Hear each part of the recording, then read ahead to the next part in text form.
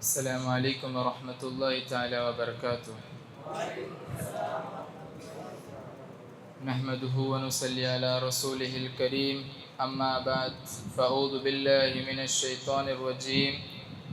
بسم الله الرحمن الرحيم. قال الله تعالى في القرآن المجيد والفرقان الحميد. أعوذ بالله من الشيطان الرجيم. بسم الله الرحمن الرحيم. إن الذين عند ربك لا يستكبرون عن عبادته ويسبحون وله يسجدون. صدق الله العلي العظيم وصدق رسوله النبي المتين الكريم. ونحن على ذلك لمن الشاهدين والشاكرين والحمد لله رب العالمين. সমস্ত প্রশংসা ও গুণগান সেই মহান রব্বুল আলামিনের দরবারে নিবেদিত, যিনি আজকে এই পবিত্র জুমার দিনে আমাদেরকে সকলকে এখানে একত্রিত হওয়ার তৌফিক দান করেছেন। সকলে একবার উচ্চ স্বরে বলি আলহামদুলিল্লাহি রাব্বিল আলামিন।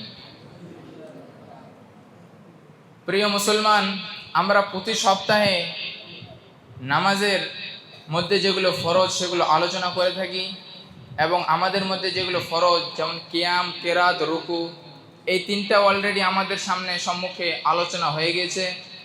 ইনশাআল্লাহ তাআলা আজকে আমি আপনাদের সম্মুখে সুজুদ সম্পর্কে আলোচনা করব এবং কিছু হাদিস এবং মাসালা তুলে ধরব, এবং ইনশাআল্লাহ তাআলা তার উপর আমরা ঠিক তেমনইভাবে আমরা আমল করার চেষ্টা করব। প্রিয় মুসলমান, আমরা সকলেই জানি যে নামাজের মধ্যে আমাদের কি করতে হয়? সিজদা করতে হয়। তো সিজদার এতটাই মার্তাবা রয়েছে, শুধু সিজদার মার্তাবা এই দুনিয়ায় নয়, সিজদার মার্তাবা আল্লাহ সুবহানাহু ওয়া তাআলা আখিরাতেও অনেক বেশি রেখেছেন। একদা এক সময় তাবিঈ আহনাফ ইবনুল কাইয়াস রাদিয়াল্লাহু তাআলা আনহা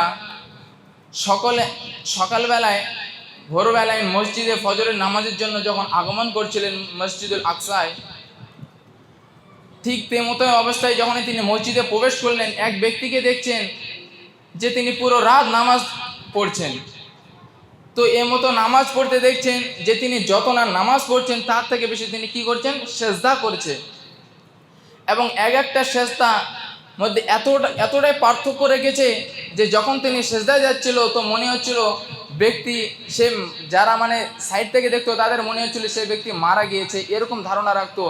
অথবা এরকমও হতে পারে যে সে ব্যক্তি যখন সেজদায় ছিল তখন মনে হতো যে সে যে সেজদা করছে তার মধ্যে এতটাই পার্থক্য দিচ্ছে যে কয় রাকাত নামাজ পড়েছে সেটাও হয়তো ভুলে যেতে পারে। এইভাবে তিনি ভাবতে লাগলেন।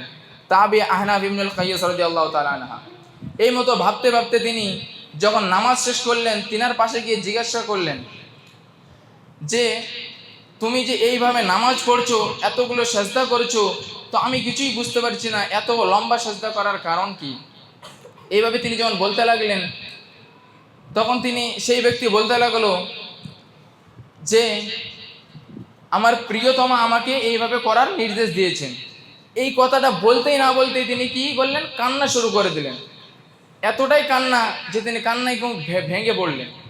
অতঃপর আবার তিনি মাথা তুললেন এবং আবার ইবনুল কাইয়াস রাদিয়াল্লাহু তাআলা আনহু তাকে জিজ্ঞাসা করলো যে কি ব্যাপার। সে ভাবতে লাগলো যে এত কান্না করছে যে সেজদার জন্য, এই কথাটা বলতে আমার প্রিয়তমা, সে কে তার প্রিয়তমা এবং কার জন্য তিনি এত কান্না করছেন? আবার তিনি বলে উঠলেন যে আমি আমার প্রিয়তমার জন্য এইভাবে করছি। তো সে উত্তরে বলল যে আমার প্রিয়তমা সে হচ্ছে আমার প্রিয় রসুল জনাবে আহমদ মুস্তাফা মুহাম্মদ মুস্তাফা সাল্লাল্লাহু আলাইহি ওয়াসাল্লাম। তিনি আমাকে নির্দেশ দিয়েছিলেন যে সেজদা লম্বা করতে, কেননা সেজদার হুকুম দিয়েছিলেন, কেননা সেজদায় যখন থাকি তখন আল্লাহ সুবহানাহু ওয়া তাআলা কি করে? খুব পছন্দ করে। এবং সেজদার মধ্যে তোমরা কি করে? যতটা লম্বা করবে আল্লাহ সুবহানাহু ওয়া তাআলার আমরা তত কি হতে কাছে হতে পারি। হাদিসের মধ্যে বর্ণনা রয়েছে যে আনাস ইবনে মালিক রাদিয়াল্লাহু তাআলা আনহু বর্ণিত, নবী সাল্লাল্লাহু তাআলা আলাইহি সাল্লাম বলেছেন, যখন তোমরা সেজদায় যাবে তখন সেজদার সামর্থ্য রক্ষা করবে এবং তোমাদের মধ্যে কেউ যেন দুহাত বিছিয়ে না দেয় যেমন কুকুর। অর্থাৎ আমরা যখন সেজদায় যাব ঠিক এমনভাবে সেজদা করব যেমন সামনের দিকে কুকুর কি করে 2 হাত বাড়িয়ে দেয়, সেইভাবে না, আমাদের কি করতে হবে, হাত দুটো এইভাবে ফেলিয়ে দিয়ে সেজদা করতে হবে।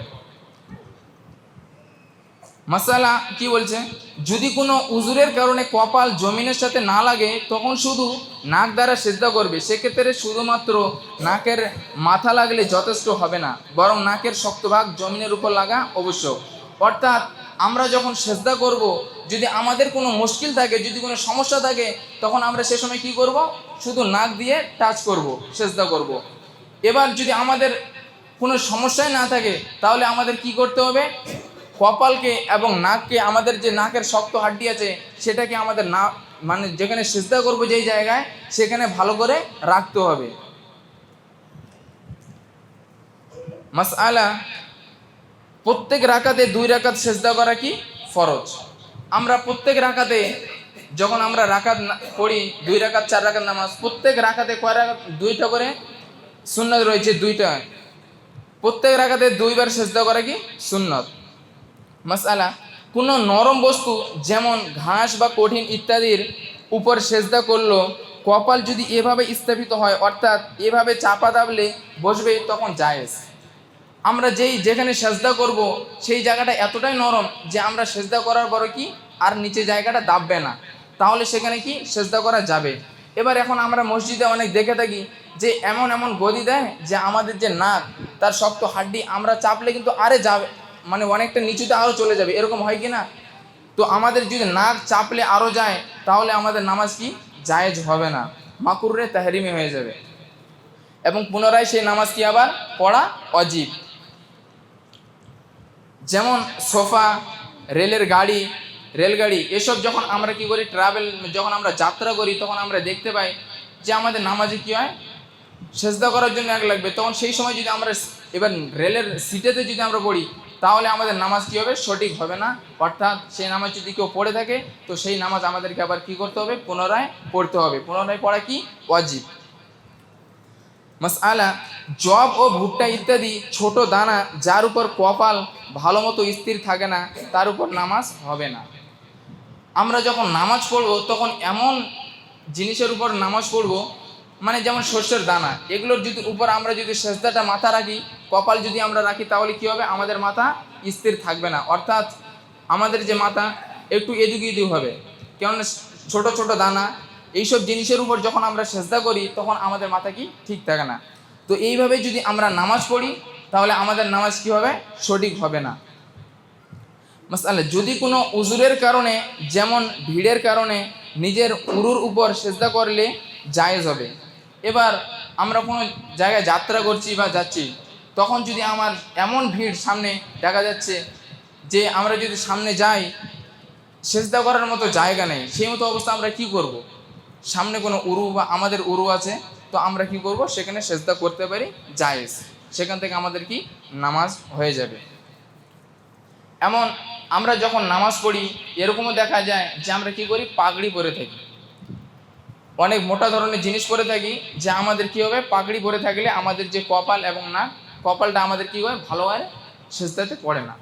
তো সেই সময় আমরা কি করব, এরকম যেন কোনো কাপড় বা পাগড়ি অন্য কিছু জিনিস যেন না থাকে, যাতে আমাদের কপাল ভালো করে না থাকে। আমাদের সবসময় এটা লক্ষ্য রাখতে হবে, যখন আমরা সেজদা করব, তখন যেন আমাদের কপাল একদম ফাঁকা থাকে, এবং আমরা যেখানে সেজদা করব সেই জায়গা যেন একদম পরিষ্কার থাকে, এবং পাক জায়গায় সেজদা করতে হবে। এবং আমাদের সবসময় ধ্যান রাখতে হবে যে আমাদের যে নাক, আমরা শুধু এখন সেজদা করলে কি করি, শুধু নাকটা ঠেকাই আর কপাল আর একদম উঠে যায়, এরকম আমাদের নামাজ কখনোই সঠিক হবে না। কোনো আল্লাহর সাহাবী আবু যার গিফারি, তিনি একটা সেজদা এতটাই লম্বা করতেন যে মানে ভাবার বিষয় এটা। তো আমরা সেই হিসেবে কোনো নামাজে এরকম আমরা আদায় করি না। তো আমাদের আল্লাহ সুবহানাহু ওয়া তাআলা আমরা যেইটুকু আদায় করি, যেন আমরা সঠিকভাবে আদায় করতে পারি, এবং একটু ধৈর্যশীল সহভাবে আমরা যেন নামাজটা সঠিকভাবে আদায় করতে পারি, এবং যেগুলো আমাদের মাসাইল আছে সেই মাসাইলের উপর আমল করে যেন আমরা সঠিকভাবে নামাজকে আদায় করতে পারি। এখান থেকে আমি আমার সংক্ষিপ্ত বক্তব্য শেষ করছি। ওয়া আখিরি দাওয়ানা আলহামদুলিল্লাহি রাব্বিল আলামিন। আসসালামু আলাইকুম ওয়া রাহমাতুল্লাহি ওয়া বারাকাতুহু।